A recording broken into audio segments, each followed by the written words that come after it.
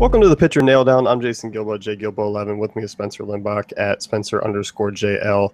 Taking a look at pitching on tonight's 14-game slate for FanDuel and DraftKings. And you got a reasonably solid amount of starters that you can kind of roll with in all formats tonight. Yeah, I really kind of like this combination because coming out of the All-Star break, sometimes you have just a bunch of aces on the mound. It's hard to find the hitters that you like at reasonable price points. But we have kind of a good mix of aces, mid-range options, and then some pretty bad options that you'd want to stack hitters against. So I really like the combination of that. And the weather looks pretty good all around as well. So that's always a bonus. We don't really have to worry about that. Speaking in the afternoon, of course, things could always change, but looks pretty good from my perspective now. Yeah, definitely at the moment, no real postponement concerns, not a lot of in-game delay risks. So definitely feel free to just kind of fire away. Red Sox Yankees first one here. You got Steven Wright versus Michael Pineda, over under 9.5. Yankees minus 139 favorites there. And Pineda's a guy who had a nice little stretch there and then hit a wall against the White Sox, and you kind of didn't expect it given the White Sox offense this season. Pineda's definitely not a guy I feel I can trust tonight really in any format against the Sox offense that, in a good hitter's park is just kind of something to stay away from. Right, and you're saying when Pineda had that very good stretch earlier last month, his slider was working flawlessly, and he was striking out a ton of bats. Didn't have that against the White Sox last time around, so it's hard to really say where he's at from a consistency standpoint. But even if that slider was working like it was, would you really feel confident of him against Boston in Yankee Stadium? I mean, I don't think that's really where you want to go, especially I'm looking at the radar here, and the wind's blowing out 10 to 15 mile per hour to left field. And Pineda kind of struggles at giving up homers to right-handed bats. So it just looks like a recipe where he's not really going to have much production from a fantasy standpoint. Yeah, I don't think so either. And looking at, the Sox offense, I mean, obviously number one in WOBA against righties, and they don't strike out a ton. If this was a matchup where a little bit better ballpark, a team that has a higher strikeout, where you feel fine kind of taking that risk, but this is definitely just one to stay away from. All right. As far as Steven Wright goes on the other side, this has just been kind of a thing with me where he's just far too expensive. I mean, obviously, great start against the Yankees earlier in the season, complete game, 7 Ks, got the win. Definitely has upside, and I mean, this is a lineup where there are a lot of lefties, and lefties don't usually hit knuckleballers all that well. So I could see Wright being a GPP play, but once again, the price tag still just kind of takes me off of him. Yeah, if you're up there, you might want to just spend up for Strasburg or Bumgarner, or pivot down to someone like Chris Archer, Marcus Stroman. We'll get into those guys a little bit later. But the thing that concerns me about Steven Wright, I mean, earlier in the season, he was pitching 8-9 innings almost every time out, and that was awesome for his upside. But lately, the past 3 starts, got 4 2/3, 5 innings, 6 innings. Granted, he was pretty solid throughout those, but I don't know. I mean, you could probably speak to this better than I can. Are they taking a more reserved approach, or has his efficiency just kind of dropped in the past 3 or so games? I think it is just part of teams are having a better read on him overall, just because we're now into July. I mean, there hasn't really been a tremendous scouting report on him just because he hasn't had a ton of major league appearances in the past. So I do think it is a little bit of both. Also, I mean, warmer weather starting to kind of make a little bit of an impact here. So, as you mentioned, he's not quite priced low enough for me to kind of consider. He's just around a lot of other options that I feel comfortable using. Yeah, I'm kind of in agreement with that too, especially in Yankee Stadium. Yeah. Pirates Nationals here, Francisco Liriano versus Steven Strasburg, and this game gives us a cash game playable arm, all formats, GPPs, whatever you want to use. But that's Strasburg against the Pirates offense that was really slipping, towards the latter half of the All-Star break there. And, once again, decent home favorite. I know Liriano's on the other side, but I do expect Strasburg to get this win. For me, I mean, because he's priced higher than Bumgarner on DraftKings, it's a little bit different. I kind of like rolling Bumgarner, but obviously he's definitely playable in all formats. Yeah, this is definitely site dependent. When you're comparing Strasburg and Bumgarner, obviously the two top arms in this slate. Um, you said on DraftKings, I think Bumgarner is a little cheaper, like $900 cheaper. So a significant difference there for not much of a difference in talent level. On FanDuel, Strasburg is $500 cheaper. So that's just something to keep in mind, kind of letting the site, letting the pricing dictate where you're going to go, because I think they're right in the same range in terms of what to expect tonight.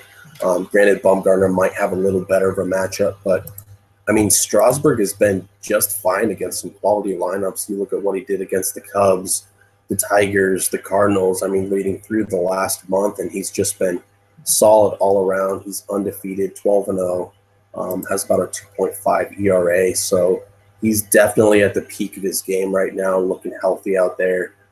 Pitch count isn't much of a factor at all. So I like him against the Pirates tonight. I mean, I think some people will look at this matchup, and the Pirates still rank 8th overall in WOBA. So I think that's a little deceiving, as you said, because they were slipping over the past month. Washington is kind of a neutral ballpark, and Strasburg pitches very well there. So I don't think there's much of a concern. You can kind of deploy him as you see fit. Yeah, definitely. And we've talked about this in the past, as Strasburg, is always a guy who doesn't necessarily go deep into games. But, you're looking over the last stretch, as you mentioned, guys like the Cubs, the Mets, Cincinnati.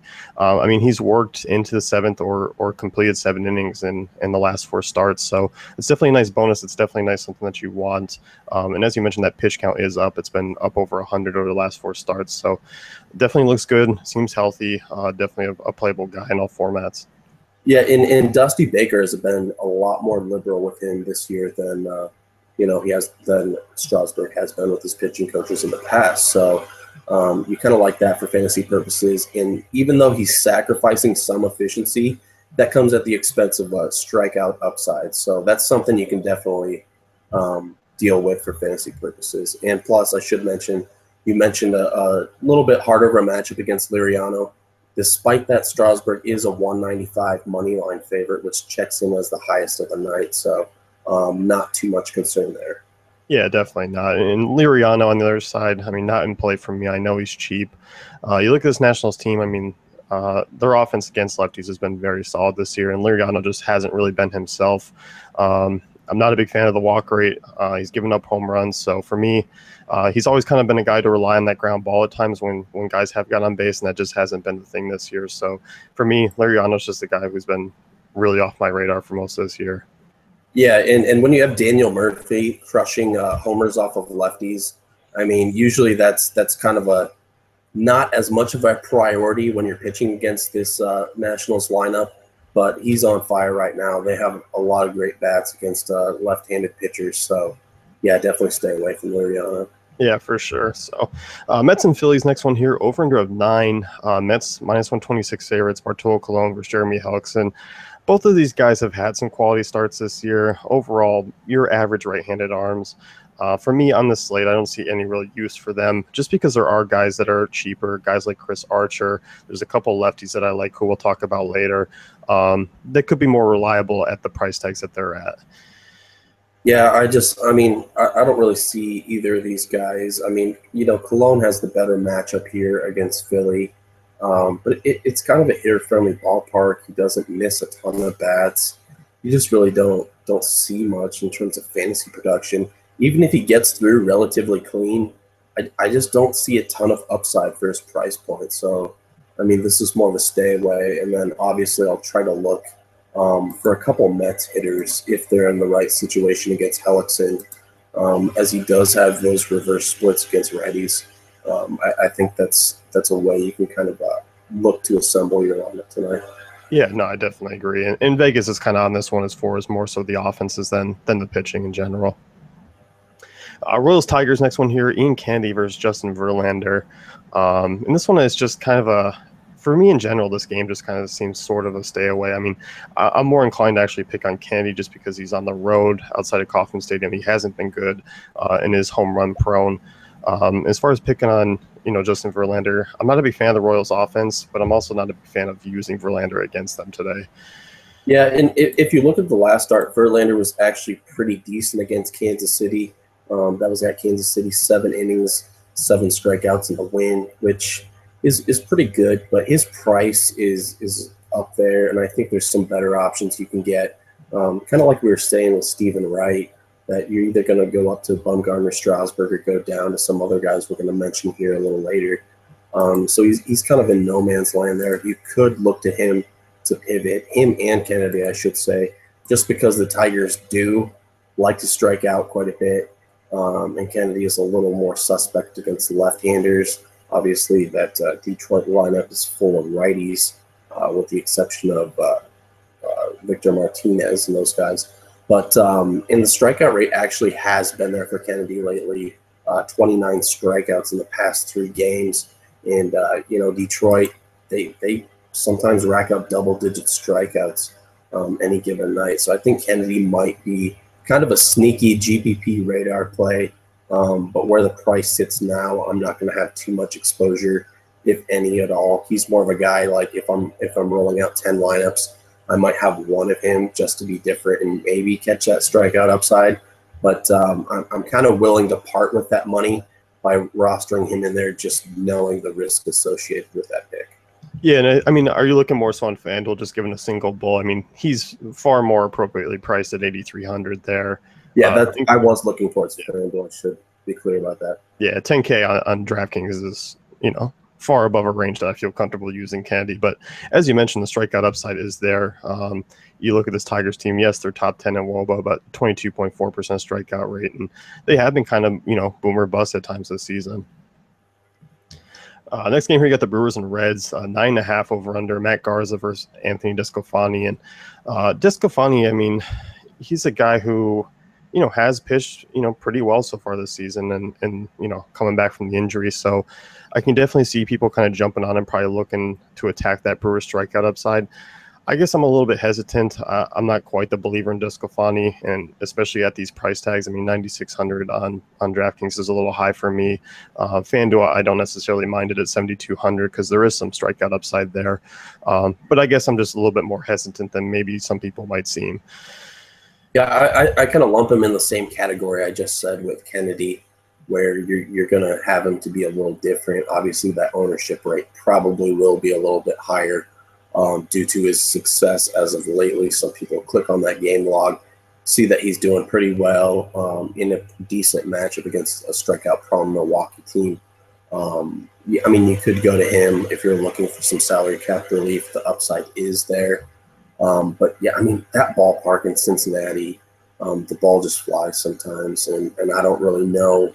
I mean, I could see him getting into trouble pretty easily. You just give another 3-run homer and then bleeding a couple more runs, and then you're kind of behind the 8 ball there. So I'm kind of with you. If you're going with Desclafani at all, it's on FanDuel just to get some salary cap relief, but you're not feeling great about it, putting too much action behind it. He's kind of more of a diversifier GPP gig. Yeah, I just think, looking at Desclafani, I mean, the majority of struggles do come from the left side of the plate, which the Brewers aren't heavy a left-hand team. I mean, the first 2 with Villar and Gannett, I could see some trouble there, and obviously they're getting on. You got Braun, Lucroy, and Carter with some big-time power in that ballpark. I do think those front 5 kind of definitely scare me off Desclafani a little bit.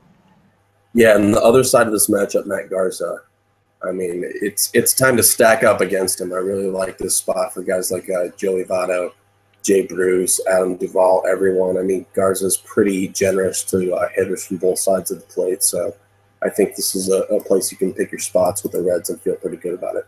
Yeah, I'm definitely in agreement. I mean, one quick kind of value. I mean, Adam Duvall is only 3K on FanDuel tonight. So that's a great price tag for him.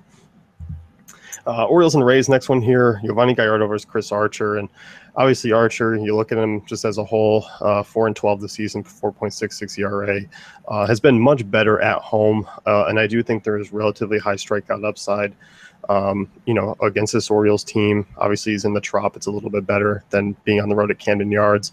I like Archer's price tag on DK. I think he is kind of a borderline cash game guy for me because that strikeout upside's there and because he's been better at home. FanDuel, I mean, obviously it's just a GPP option at the most, but still not a bad price tag there either. Yeah, Archer is a guy I wrote up in the pitcher pulse today that I like, obviously, because he is at home. He pitched against Baltimore at home earlier this season, went 6 innings, no earned runs, 9 strikeouts. And I think that, you can kind of expect somewhat of a similar performance again tonight. Obviously, there is risk going against this Baltimore lineup that can hit home runs at any given time. But, the park factor kind of negates that a little bit. You feel a little more confident in Chris Archer. And, simply put, he's just underpriced here on both sites. I like him as an SB2, as you mentioned, on DraftKings for that reason. And, if you really look at the game log, his home games, despite some pretty stiff competition, he's been very respectable. A lot better than what his season averages dictate. So, I really like him tonight, and I think he's in a good position to get the win against Giovanni Gallardo, who really hasn't been that great of a pitcher, along with the whole Baltimore starting rotation this season.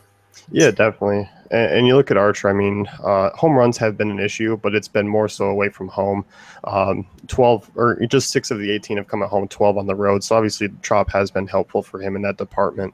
And obviously that's kind of a big thing to talk about because this Baltimore team does have tremendous power, 1 through 7 really. So I do think the strikeout upside is there, as you mentioned, the win, not necessarily looking at Giovanni Gallardo, even though the Rays offense isn't that great against righties. But I do think they can kind of get to Gallardo pretty easily tonight. Rockies and Braves here in Turner Field, 8.5 over under. Colorado -110 favorites. Jorge De La Rosa versus Lucas Harrell. 8.5 over under. That just seems a little bit too high for me for a Coors team that's kind of struggled outside of their home park. And obviously this Braves offense that hasn't been great against lefties. And I honestly think both these two guys could be somewhat playable in GPPs. Harrell is a guy who has kind of dominated some tough teams so far in his couple starts, but overall, if you look at his past numbers, is really just kind of an average pitcher, which has me a little bit hesitant. But I don't know. Both these guys I can definitely see using in GPPs as far as SB2s. I think I like some better options on FanDuel just given an upside, but more so DraftKings. I don't kind of mind them in tournaments. Right, and I think Harrell is probably a guy you're looking at a little more here just because he is dirt cheap, really. And a couple good outings against the Cubs and the Marlins. So he does have a little bit of confidence going into this matchup against a Colorado team that's just not the same offense on the road. As you mentioned, Harrell he's a 31-year-old pitcher who has been through a couple of teams in the major leagues, 64 career starts, 4.76 ERA. So he's subpar. He's not probably going to get much better. He's over his prime. So that's kind of the profile he has. But, just the fact that he's in a pitcher-friendly park, he has confidence coming in, he's dirt cheap. That warrants some consideration as a tournament player, an SB2, if you need kind of a cheap filler in that range. As far as the other side, Jorge De La Rosa goes, I'm not really looking to him. I know he's been a lot better since getting demoted to the bullpen and then coming back around as a starter. He's kind of figured some things out, but even though Atlanta doesn't really pack much punch in terms of home runs, and that's been De La Rosa's weakness this season, I don't like the strikeout upside. I think he's just going to kind of have a middling fantasy total tonight. So I'd rather go with someone like DeSclafani for a similar price point. I think you have more upside there than someone like Jorge De La Rosa in that lower strikeout rate. Yeah, definitely. In Jorge De La Rosa, obviously very dependent on the wind just because you're looking, as you mentioned, the strikeout upside's there or isn't there. It's just about, maybe 5 tops. Maybe you can creep into a 6 range, best case scenario. So with this game basically be a pick 'em, I think kind of Harrell definitely has a better chance without getting the win to kind of surpass that value for his price tag. De La Rosa kind of needs everything to fall into place. So overall, I do think these are kind of playable options, and I'm not really high on that 8.5 over under. Yep. Indians and Twins here. Carlos Carrasco versus Irvin Santana. 8.5 over under. Cleveland -147. Carrasco, out of the 3 top guys, for me, is probably going to be the lowest owned out of Strasburg and Bumgarner, given those are kind of the top options on the night and price considered. He is still kind of a spin down option from Bumgarner and Strasburg on FanDuel, and I could see using him in GPPs just because you look at this Twins team. I do think he can kind of throw a quality start, rack up some strikeouts if you want to, and could get a win. DraftKings, I'm not on him at the price tag. I think for me, he's just the guy I'm just kind of fading there. Yeah, I really don't know what to make of this game, and that has me just steering clear, especially with the full 14-game slate in the evening here. I think there's a lot better options that you can feel a little more certainty towards. Carrasco, he's expensive. I mean, the Twins are just hitting a lot better. I mean, they have Kenny Vargas in the lineup. He's been a catalyst there. Max Kepler, the rookie, he's on fire right now. I know they're coming off a series against Texas Rangers pitching staff that's just depleted with injury. They're just throwing scrubs out there. So I'm not expecting those 15-run totals like they had last series against the Rangers. But, I mean, Carrasco, I don't know if you can justify that over Strasburg or Bumgarner for those respective price points. I mean, earlier in the season against Minnesota, maybe. But I just think I'm going to stay away from this one all around. Irvin Santana, on the other hand, is coming off a complete game two-hitter against Oakland, which I really don't know where it came from at all. So he's more of a guy that I'm going to keep my eye on tonight, see how he's pitching, maybe consider him in the future. But I can't do it in good faith against this Cleveland lineup, even though Santana's kind of a hot and cold guy who, once he gets into a groove, he can be a great fantasy pitcher. But I'm just not going to do it. I don't have the guts to do it against the Indians right now. No, I don't either. I mean, if you look at Cleveland before the break, I mean, they were as hot as that Red Sox team that you just stayed away from for the most part the entire time. And the Indians have been that good. And it just seems like they roll so deep, just like that Sox, where they're 1-7. You got Chisenhall, guys like Nyquin and Jose Ramirez in that back end. It's just such a tough lineup to get through. So I'm definitely in agreement. I do think this game, as far as pitching, is for most part a stay away. I mean, Carrasco on FanDuel might be a guy, 10 lineups, he makes it into one of them. Right. Marlins and Cardinals here. You got two lefties, over under of 8. Wing Chen versus Jaime Garcia. St. Louis minus 139 favorites. These are two lefties where it just seems this season you do not know what you're going to get out of them. They just seem to be either bad or they completely dominate a team. We've seen it before with Chen against a couple of opponents, Garcia more so. I'm not really a fan of either of these guys. I think we've talked about some cheaper pitchers that we like a little bit more. And I just kind of like actually more so the bats in this one, the right-handers, more specifically. Right. And I think of these two guys, you can maybe give a little more rationale towards Wei and Chen just because the Cardinals' numbers against lefties aren't very good. We've kind of seen that over the past 2 years. But like you said, I mean, he's either going to get blown up, and that could very well happen on the road here.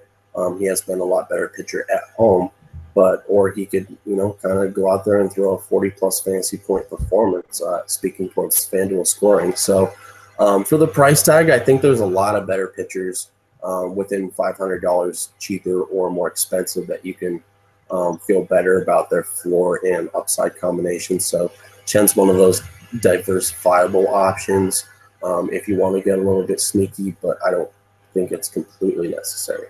Yeah, I definitely with you. And Garcia on the other side, he's at a price tag where, once again, other options around him. And this Marlins team, I mean, they don't strike out as much as they used to. It's not the team to really pick on, even with average arms. So I'm kind of staying away. I don't really predict a great outing out of either of these two arms. Right.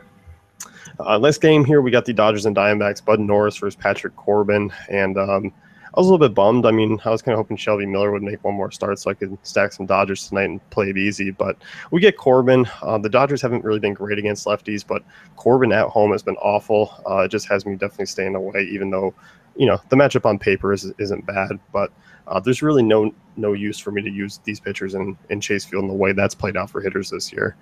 Right. I'm still kind of scratching my head, Bud Norris, how he had those two very good starts against the Mets in Colorado, back-to-back there, leading last month into this month. And I think those were really more of an anomaly than anything because Norris has a 374 WOBA against left-handed hitters. And I think that's really going to come back to bite him tonight in Chase Field. So I'm really looking to target Jake Lamb against that susceptibility for only 3,500. And I'm really not going to roll out Norris anywhere tonight, any site. Same with Patrick Corbin. I think this is just a lot better game to target the offense, as most games are in Chase Field. Yeah, definitely. Completely agree. White Sox Angels, next one here. You got the Angels minus 134 favorites, over under of 8. Miguel Gonzalez versus Hector Santiago. And if this game was in a better park, I think you'd look at it here and just predict maybe like an over under of 4 homers between the two teams. But because it's an Angel Stadium, I think they might get bailed out a little bit. But obviously on a 14-game slate, these guys are just kind of useless to me, especially, given that there is some upside for some of these hitters. Right, and I mean Santiago might be a little more appetizing, but if you look at the price point, it's not worth it over the other guys within that price range. So, and especially you consider Todd Frazier, Jose Abreu, there's some lefty mashers in that lineup, and you just don't know what you're going to get from Santiago. I think you can go elsewhere. Miguel Gonzalez, he's been hard to figure out all season from a perspective of, are you going to start him? Are you going to stack against him? And so I'm really low on him for his rest of the year prospects. I think he has been overachieving, and the strikeout rate just really isn't there. You'll be lucky to get 3 or 4 strikeouts out of him. So even if he has a really good matchup, I think he's hard to play just because he doesn't have any upside. Yeah, I think so too. And he's a guy who, obviously, the last 2 starts I've stacked against him and it didn't pan out, so it's frustrating. But overall, I mean, you just look at his larger sample size, he's not a good arm. And even against this Angels offense, it is relatively mediocre. As you mentioned, I don't see any upside. Angels don't strike out a ton either. Blue Jays and A's here. Marcus Stroman versus Mengden, over under of 8. Oakland minus 120 favorites. Stroman is a guy who's intriguing on DraftKings for me just because, one, he's fairly cheap. I mean, just 7,500. I think he's a reasonable SP2. Even though he comes in as a small underdog, I actually do think the Toronto would be more likely to get the win here. So Stroman's a guy who's kind of underperformed, but this A's offense really isn't that great. Bottom 5 in WOBA against right-handers. They don't strike out, but I think Stroman, a quality start with maybe 4 to 5 strikeouts, is what you can get from him tonight. Right, I really like Stroman here as well. I like the price point more specifically, and the fact that he's transferring to a pitcher-friendly ballpark. And this Oakland offense is one that you just kind of have to read what they're doing at the time, because they're really hot and cold. But right now they're ice cold, just coming off a series, the past 2 series leading into the All-Star break against Minnesota. They let those pitchers just really kind of dominate them, specifically Irvin Santana, like we said earlier, with that complete game shutout. And then the Houston pitchers had a pretty good go-around against Oakland as well in a hitter-friendly ballpark. So, I mean, they really aren't putting up too much resistance lately, and I kind of like Stroman because of that and the price point overall. Yeah, definitely. And as far as the other side of things go, I mean, it's hard to attack this Blue Jays offense, on a 14-game slate. So obviously Mengden at his price tag, which is relatively high for what he's done, definitely not in play for me. I do like him moving forward. Obviously not tonight, like you said, but I think he does have some deception and some strikeout upside moving forward. So he's more of a name to keep in mind in a better matchup than tonight. Yeah, I mean, I like him against right-handed heavy teams. I think that's where I definitely play him going forward. Keep him going here. You got the Astros and Mariners. Doug Fister versus James Paxton. Over under of 8. Seattle minus 130. Fister, he's a guy who's starting to kind of regress a little bit here, kind of as expected. Struggles a lot with left-handed bats this season, which has me just kind of staying away from this matchup because you look, I mean, 4 of the first 5 guys there are lefties, so that's definitely kind of a stay-away situation for me. Yeah, I think it's a really stay away all around. Paxton had some strikeout upside in the middle there, but not really anymore. And you look at this Astros lineup, just full of right-handed hitters who could crush him. I mean, I think this is a lot better place to target the hitters in respective price points. Yeah, I think so too. Paxton, I mean, kind of intrigues me a little bit. I mean, the strikeout upside, things need to fall into place. I mean, obviously, I think the matchup with Houston, you just look at their strikeout rate. I mean, nearly 24% against lefties this year. And Correa hasn't hit lefties really all that well. It's really kind of Altuve and Springer that do the majority of the damage, and then occasionally you'll get Gaddis in there. I don't know. I mean, I think Paxton might be a guy maybe toss in and kind of hope for the best. I think there is some strikeout upside, some 20 DK point performance, and I think he should pick up a win. Yeah, I mean, I'm personally not going to go there, but I wouldn't fault you for doing it just because of that high strikeout rate. Definitely more of a tournament swerve option than anything. Yeah, definitely. And, to make it clear, the floor is definitely lower than, than a lot of those other arms that we mentioned already. Giants and Padres here, Madison Bumgarner, Andrew Cashner, San Francisco minus 183 favorites, 7.5 over under. Bumgarner coming off a start where he struck out 14 in a complete game against the Diamondbacks before the break. For me, I mean, he's my favorite option, just price considered on DraftKings. He's 900 cheaper. FanDuel, really, it's a toss-up between Strasburg and Bumgarner. And I mean, what can you say? I know the Padres have been good against lefties, but this is just a different animal. Right, and I think it's a very easy decision on DraftKings, like you said, with that price discrepancy. And I mean, you really like that Bumgarner is pitching in Petco Park, so just as pitcher friendly as his home ballpark there in AT&T. And I think his ownership percentage is going to be very inflated because of that gem that he pitched on national TV. ESPN right before the All-Star break, where the commentators were just, basically making him the second coming of, the best pitcher ever in existence of baseball. So I think he's going to be a little bit inflated in that regard, and I think we need to temper expectations a little bit. But, I mean, you look at the matchup here, and it's just hard not to like him. Obviously, if you're conscientious of ownership percentages, you could look towards Strasburg. I think he's going to have a little lower rate, specifically on DraftKings, if you can make that salary difference work.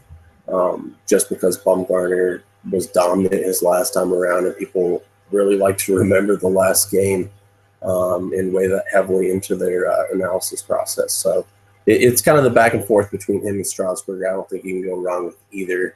But just kind of looking at the ownership rates, I think Strasburg is pretty intriguing tournament-wise on DraftKings.